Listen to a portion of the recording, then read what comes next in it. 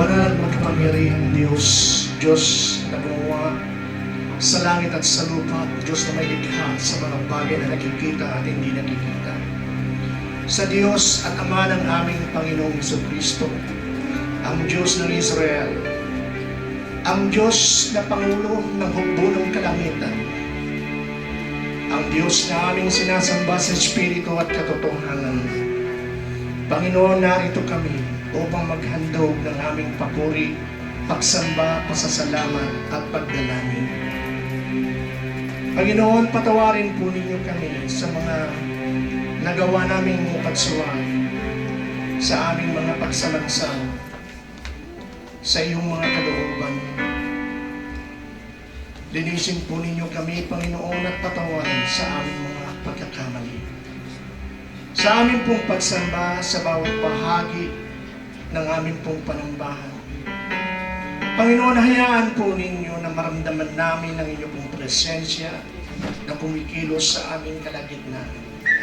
At sino man po ang narito ngayon na meron pong matinding pangangailangan na hindi nila masabi sa kanilang mga kaibigan, kakilala, mahal sa buhay. Ngunit kayo at sila lang ang nakakalaman at tagpuin po ninyo, Panginoon, habang nagpapatuloy ang aming mga pagsamba sa iyo. Panginoon, sino man po ang makakita ng video sa mga sandaling ito, anumang araw, anumang oras, anumang panahon, na habang sila po ay nakakapakinig sa mga pangangaral ng inyong salita, ang mga salitang ito ay makapangyarihan na gagawa, Panginoon, ng isang bagay sa kanilang buhay na kakatagpuin ang kanilang pangangailangan. Ama, sa muli, ang panambahang ito ay iaalay namin sa inyo.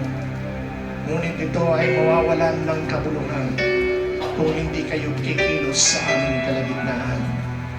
Buksan po ninyo ang langit, itaas sa dakong ito, at hayaan po ang mga anghel ninyo na bababa upang kunin ang kanilang mga pangangailangan, at mga anghel na aakyat upang dalhin sa inyong trono ang kanilang mga kahilingan.